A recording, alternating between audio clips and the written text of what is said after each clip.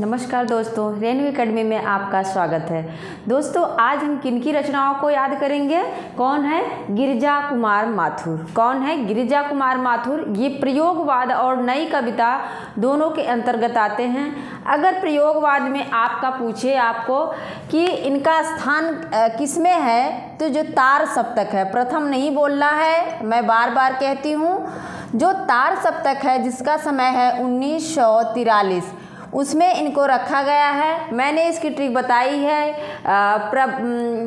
अभी याद नहीं आ रहा है। प्रभा नेमि गिरिजा ऐसे करके बताया है। प्रभा से प्रभाकर माचवे, नेमि से नेमचंद जैन और गिरिजा से गिरिजा कुमार माथुर।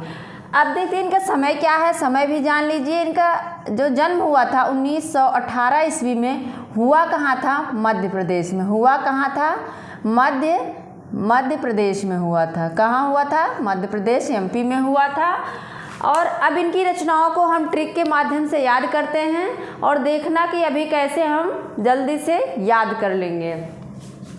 मंजीर, पहले इनकी जो रचना है क्या है? मंजीर 1941 में, नाश और निर्माण 46 में है, धूप के धान, शिला पंख चमकीले, छाया मत छूना, भीतरी नदी की यात्रा, अभी कुछ और, साक्षी रहे वर्तमान, पृथ्वी कल्प इम्पॉर्टेंट है, पूछा गया है, तो आप लोग इस पे ज़्यादा ध्यान देना। अब है मंजीर। कैसे हम याद करेंगे? गिरिजा में से गिर निकाल लेंगे। अगर कोई व्यक्ति गिर जाता है तो क्या उसके बाद की स्थिति होती है। हमारा क्या तरीका है कि हम जो रचनाकार हैं, जो कवि है, उसको रचनाओं से रिलेट करके याद करते हैं। तो जो गिरजा हैं, गिर गए, तो फिर क्या हुआ? गिर गए मंजीर। किसके साथ गिरे? मंजीर एक व्यक्ति है, एक उनका दोस्त है, उसको लेके क्या हुए? मंजीर को लेके गिर गए। नाश और निर्माण, अगर वो गिर गए तो क्या होगा? नाश तो होगा, लेकिन फिर से निर्माण होगा कि नहीं? कोई व्यक्ति जैसे असफल हो जाता है तो असफल तो होता है, उस समय बहुत पीछे चला जाता है, लेकिन कहीं ना कहीं उसके बाद वो फिर से तैयारी करता है, फिर से शुरुआत करता है और निर्माण करता है, सृजन करता है।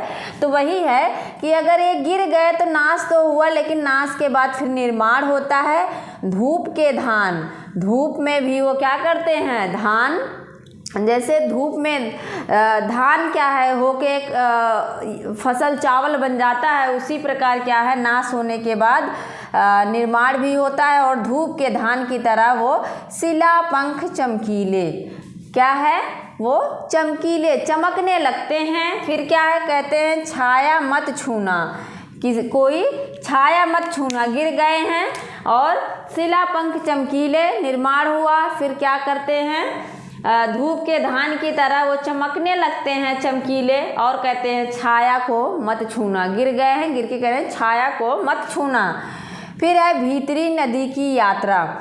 गिर के कह रहे हैं फिर भीतरी नदी की यात्रा क्या करनी पड़ती है? हमें तय करनी पड़ती है। भीतरी नदी की यात्रा तय करनी पड़ती है। अभी कुछ और, मतलब यात्रा करने के बाद और भी कुछ और करना पड़ता है। साक्षी रहे वर्तमान, और वर्तमान इसका साक्षी है। कहाँ गिरे? पृथ्वी कल्प पे। कहाँ गिरे हैं ये? पृथ्वी कल्प पे गिरते हैं। फिर से देखो, फिर से हम देखते हैं मंजीर। मंजीर के साथ गिरिजा कुमार माथुर क्या करे? गिर गए, और फिर क्या हुआ? इनका नाश हो गया, लेकिन फिर निर्माण भी हुआ। धूप के धान होते हैं, और धान कैसे हैं? शिला, मतलब पत्थर की तरह चमकीले भी हैं, शिला पंख चमकीले। और कह रहे छाया मत छूना, मतलब छाया मत छूना, आराम मत करना। भीतरी नदी की यात्रा, भीतरी नदी की यात्रा करना, और यात्रा ही नहीं, अभी कुछ और भी करना है। अगर ऐसा करते हो तो साक्षी रहे वर्तमान, वर्तमान तुम्हारा साक्षी रहेगा। और पृथ्वी कल्प, लास्ट में क्या है? पृथ्वी कल्प। मैंने पृथ्वी कल्प बहुत इंपॉर्टेंट है, तो उसको अलग से याद कर लिया था कि हम गिरते कहाँ हैं। अगर फिसल के गिरते कहाँ हैं? पृथ्वी पे गिरते हैं, पृथ्वी कल्प पे गिरते हैं।